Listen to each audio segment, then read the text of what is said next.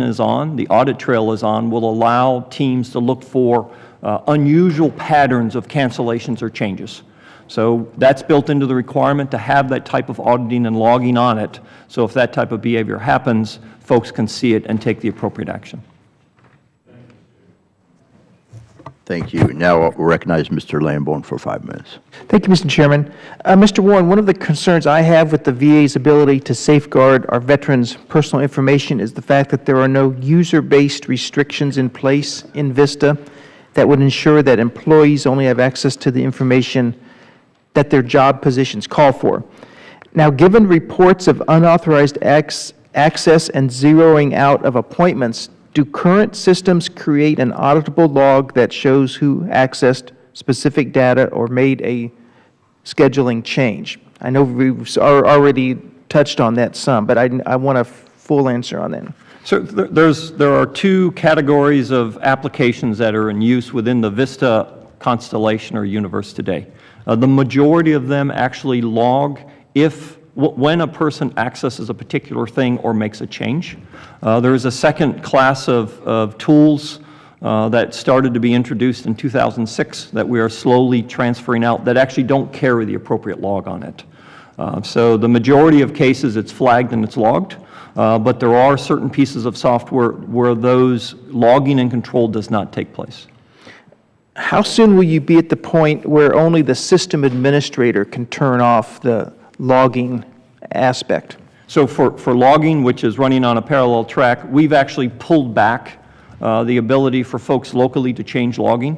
So now you cannot do it locally. It has to be done nationally based upon the observations that the audit team gave us that was specific to scheduling. I will go back and confirm for the other modules if we've done the same thing in terms of pulling that authority back. But I will bring that back for the record, sir. Yeah, and if you could bring that back for the record. Thank you. Yes, sir. Mr. Wilshausen, you state in your report that the VA said that they were doing 6 of the 8 recommendations, but there were 2 that were not satisfactorily addressed. Which 2 were those? Well, those were actually 2 recommendations that they still plan to address.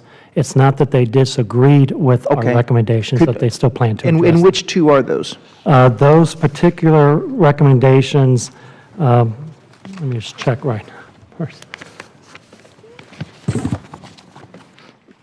And I'm looking at page 5 and 6 of the latest GAO report. Right.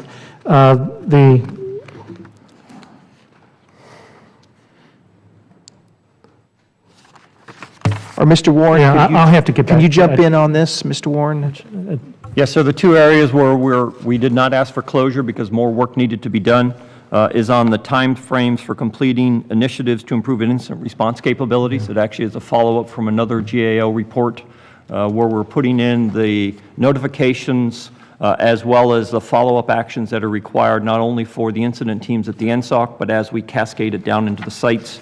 The second area, which is a harder challenge for us from a technical standpoint, was referred to in the opening remarks, and it deals with scanning non-Windows-based systems. Because of the way those systems are designed, it's not easily able to scan them from a central location. So we've reached out to our vendors who provide those systems and asked them, how can we roll the accounts up into a centralized area such that we can do the types of scans being asked for us. So those 2 are open because we still have work to do on those. And that is correct. And Mr. Wilhausen, what's your response to their stated intention on those 2 unresolved areas? Well, if they address the areas and implement those actions effectively, then that could address the intent of our recommendation and hopefully will mitigate part of the weakness. It's something we will follow up on as part of our audit follow-up process to determine the effectiveness of their actions once taken. Okay, thank you all for your answers and for being here, Mr. Chairman. I yield back. Thank you. Appreciate it. Now we'll recognize Mr. Takano for 5 minutes. Thank you, Mr. Chairman. Mr. Warren, the Inspector General found that the, quote, VA-specific guidance for integrating security into the budgeting process does not exist, end quote. In light of this, does the VA have a clear picture of what the ultimate